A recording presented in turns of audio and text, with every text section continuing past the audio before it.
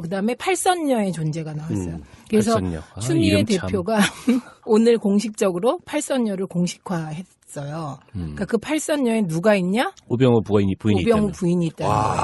그러니까 그 얘기 기억나시죠? 그 조홍천 의원이 대정부 질의하면서 우병우가 청와대 들어가는데 최순실이 역할을 했다.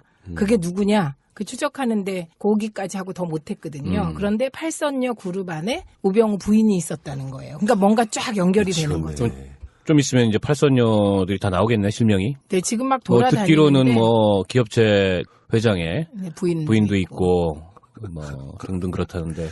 정말. 대한민국이 언제 이렇게 신정국가로 후퇴했지? 그렇죠. 그 이야기 제가 드리려고 그랬는데요. 왕정국가가 아니고 신정국가. 아니, 그러니까 그 비서실장이 봉건 시대에도 있을 수 없는 일이라 그랬잖아요. 그러니까 그거는 봉건 시대 이전, 재정일치 사회죠. 그러니까 보니까 지금 그냥 지나갈 수가 없는 게 우리끼리는 강남에 4인방 이렇게 쓰는 용어 중에 선녀란 말을 썼다는 말은 왜 일반적으로요.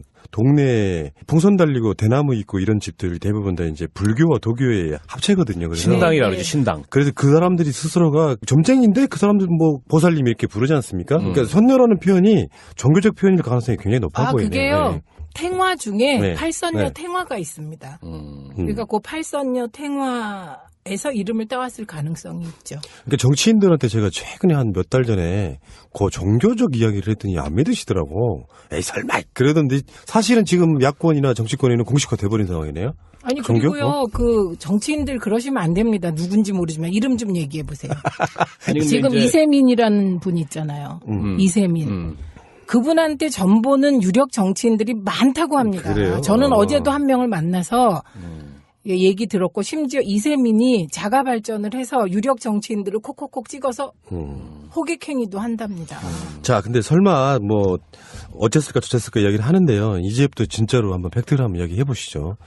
종교적인 거야. 종교 자유라고 치고 다 빼고 지금 박근혜 씨로 나오는 연설문 포함해가지고 굉장히 중요한 사실상의 모든 정보들이 최순실 씨한테 건너가서 결제를 받는 형식 그 형식으로 지금 국정이 운영되어 왔다는 생각을 하니까 이거는 이야기 먼저 나올 수밖에 없잖아요.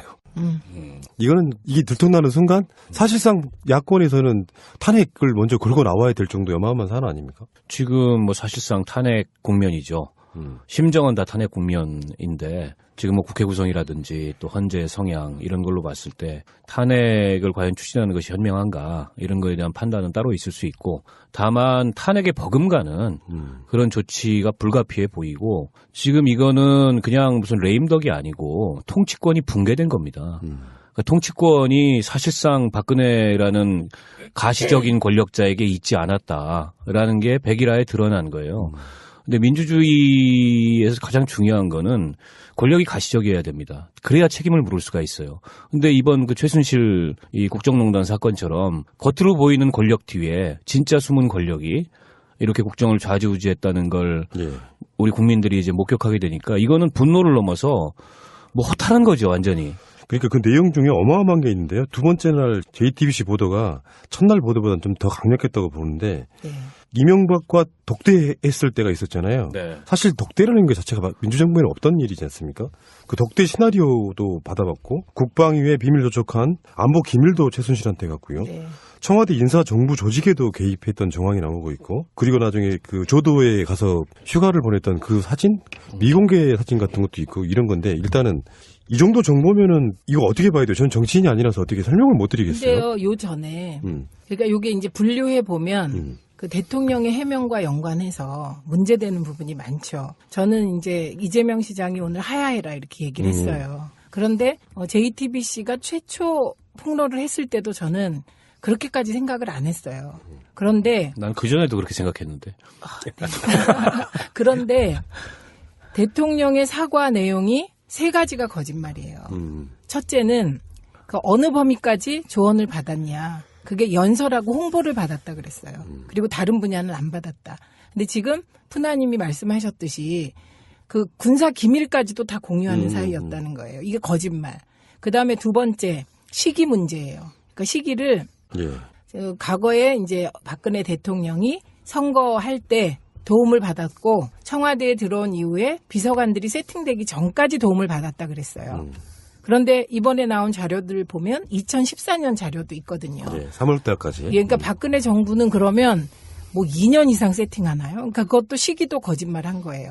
그 시기와 관련해서는 한 가지 더 증언이 있는데 미르재단 전 사무총장이었던 이성한 씨가 올 봄까지 한겨레하고 인터뷰를 했는데 올 봄까지도 청와대 자료를 회람하고 비선 회의를 했다는 거죠. 그러니까 그게 두 번째 그거고요.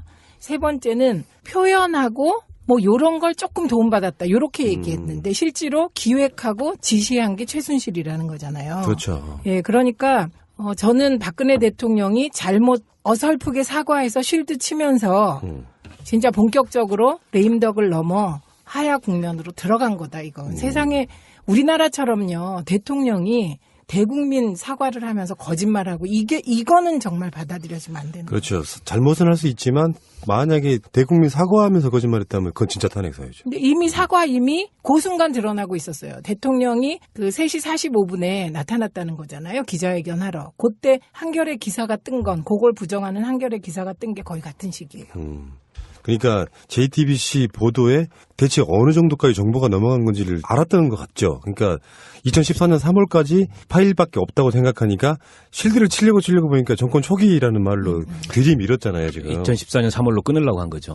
그걸로 어설프게 끊으려고 했는데 그 한겨레가. 이외에 다른 증언들이 지금 나오고 있기 때문에 저게 이제 사과가 아니고 또 다른 거짓말을 한 것으로 확인이 됐고요. 지금 이제 사실은 이거는 어떻게 주워 담기가 어려운 상황이 돼버렸어요. 근데 이제 지금 대통령이 연설문 거치는 부분이 첫날 까지면서 들썩했던 게 뭐냐면은 사실 대통령의 업무라고 하는 것이 저는 연설문이 한 3분의 1이라고 보거든요. 그분의 어떤 그 워딩 하나하나를 분석하고 각 부처가 거기에 따라가고 하는 그 거쳤던 의미가 뭐라고 생각하십니까, 두 분은? 왜 최순실의 손을 거치었어야 된다고 생각하십니까? 기륭화복을 점친 거 아닐까? 종교살. 난 여전히 그 앵글에서 의심을 해요. 왜냐면 저도 의심이 가는 이유가 팔선녀라는 명칭도 그렇고 박지원 대표 입에서 사교라는 말이 나오고 오방랑. 예, 그다음에 오방랑이라는 표현도 그렇고 그다음에 갑자기 새누리당이 어느 날 빨간색으로 바꿨을 때 예, 그때 박근혜 대통령의 뭐를 점을 봤대나 뭐를 보니까 빨간색을 해야 대통령 된다 뭐 이런 거. 로고가 말 한 장이야, 근데. 미치겠네. 마교네, 마교. 아니, 이게 그러니까 일종의 국가 부적 사업이야. 네, 저는 그렇게 보고요. 그다음에 이제 드레스덴 선언할 때 그 연설문의 빨간 밑줄 긋은 것과 이후를 보면 사실은 꼭 고쳐야 되는 내용들은 아니에요. 그런데 말이 좀 편하게 나오게 고쳤더라고요. 제가 쭉 읽어보니까. 그러니까 그게 필수는 아니고 말이 편하게. 그러니까 뭔가 자신을 잘 아는 사람이 자신의 언어로 바꿔주길 바라는 마음이 통일 있었겠죠. 대박도 최순실이 만들어낸 개념인가 그러면? 아니 그 통일 대박도 그렇고요. 그다음에 지금 그동안에 잘못됐던 거 있죠. 저기 그 하얼빈. 네, 그다음에 그 리순. 창조경제 예로 들었던 쥐덫. 쥐덫. 예, 쥐덫. 그거에 대해서 조인근 비서관 지금 안 나타나는 분 계시죠. 그분이 이상하게 연설문이 어디 갔다 나오면 바뀌어서 와서 괴로워했다는 거예요. 그만 넣어버렸잖아, 그래서. 예, 그리고 우리도 그랬잖아요. 리슨 과목을 하얼빈이라고 착각할 정도의 비서관은 없다, 이 세상에. 그럼 이건 우리는 그때 박근혜 대통령이 직접 고쳤을 거다, 하얼빈으로. 그게 최순실이었을 가능성이 아주 높아요. 그러면 이런 거 아니에요, 지금.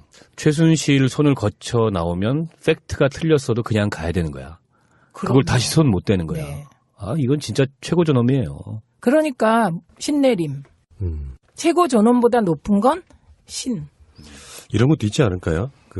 박근혜 씨의 최순실에 대한 의존도도 있지만 한편으로 보면 최순실 자체가 별 달라질 것도 없는 문장을 고쳤다고 하는 것은 자기의 존재감을 끊임없이 박근혜 씨에게 과시하려고 했던 측면, 내가 이렇게 손봐주는 대상 상대로서의 자기 존재감을 과시하려고 했던 측면이 들어가지 않을까요? 그 TV조선이 JTBC 보도 나간 이후에 그 의상실 차려놓고서 해외 순방 때마다 혹은 뭐 정상 미팅 때마다 혹은 중요한 인터뷰 때마다 맞춤형 의상을 제공했다라는 보도를 했잖아요. 근데 그거 보면 뭐 떠오르는 거 없어요? 저는 딱 그게 연상되던데. 마루 인형 하나 예쁘게 머리 빗겨가지고 놓고 이 옷 갈아입히고 저 옷 갈아입히고 저는 딱 그게 연상돼요. 저는 소름 끼쳤어요. 그거 보면서. 그 의원님. 네. 대통령 의상은 본래 어떻게 돼야 되는 거예요? 그거는 제2부속실에서 코디네이터가 있지요. 코디네이터를 두고 그 그렇습니까? 코디네이터가 하는 거예요. 근데 이제 이번에 많은 분들이 이런 분들도 계시더라고. 옷 정도 챙겨주는 게 뭐가 문제가 돼? 이런 분들이 계시더라고. 근데 이제 옷을 챙겨줄 때 저는 이게 법적이나 이런 걸로 보면 그 화면에 등장했던 윤전추 상급 행정관이에요. 공직자예요. 그다음에 또 이모 비서관 공직자예요. 공직자들이 아무 공직도 없는 최순실의 시중을 들고 있잖아요. 저는 그날 지나갈 수가 없는 게 우리끼리는 뭐 강남에 뭐 4인방 뭐 이렇게 쓰는 용어 중에 선녀란 말을 썼다는 말은 왜 그 일반적으로요. 동네에 풍선 달리고 대나무 있고 이런 집들 대부분 다 이제 불교와 도교의 합체거든요. 그래서 신당이라 그러죠, 신당. 그래서 그 사람들이 스스로가 점쟁인데 그 사람들 뭐 보살님 이렇게 부르지 않습니까? 그러니까 선녀라는 표현이 종교적 표현일 가능성이 굉장히 높아 보이네요. 그게요. 네. 탱화 중에 네. 팔선녀 네. 탱화가 있습니다. 그다음에 팔선녀의 존재가 나왔어요.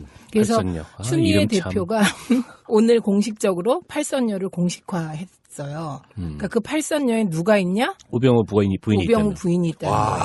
그러니까 그 얘기 기억나시죠? 그 조홍천 의원이 대정부 질의하면서 우병우가 청와대 들어가는데 최순실이 역할을 했다. 그게 누구냐? 그 추적하는데 거기까지 하고 더 못했거든요. 그런데 팔선녀 그룹 안에 우병우 부인이 있었다. 저는 어제도 한 명을 만나서 얘기 들었고 심지어 이세민이 자가 발전을 해서 유력 정치인들을 콕콕콕 찍어서 호객행위도 한답니다. 자, 근데 설마 뭐 어쨌을까 저쨌을까 이야기를 하는데요. 이제부터 진짜로 한번 팩트를 한번 이야기해 보시죠. 뭐 종교적인 거야, 뭐 종교 자유라고 치고 다 빼고 지금 박근혜 씨로 나오는 연설문 포함해가지고 굉장히 중요한 사실상의 모든 정보들이 최순실 씨한테 건너가서 결제를 받는 형식. 하는 거예요. 그러니까 뭔가 쫙 연결이 되는 거죠. 좀 있으면 이제 팔선녀들이 다 나오겠네, 실명이. 네, 지금 막 뭐 돌아다니는데 듣기로는 뭐 기업체 회장의 네, 부인도 있고 뭐 등등 그렇다는데. 아, 정말. 대한민국이 언제 이렇게 저기 신정국가로 후퇴했지? 그렇죠. 그 이야기 제가 드리려고 그랬는데요. 왕정국가가 아니고 신정국가. 아니 그러니까 그 비서실장이 봉건 시대에도 있을 수 없는 일이라 그랬잖아요. 그러니까 그거는 봉건 시대 이전 재정일치 사회죠. 그러니까 보니까 지금 그러니까 그 팔선녀 탱화에서 이름을 따왔을 가능성이 있죠. 그러니까 정치인들한테 제가 최근에 한 몇 달 전에 그 종교적 이야기를 했더니 안 믿으시더라고. 에이 설마 그러던데 사실은 지금 야권이나 정치권에는 공식화 돼버린 상황이네요. 아니 종교? 그리고요 그 정치인들 그러시면 안 됩니다. 누군지 모르지만 이름 좀 얘기해 보세요. 아니, 근데 지금 이제 이세민이라는 분 있잖아요. 이세민. 그분한테 전보는 유력 정치인들이 많다고 합니다. 그래요? 저는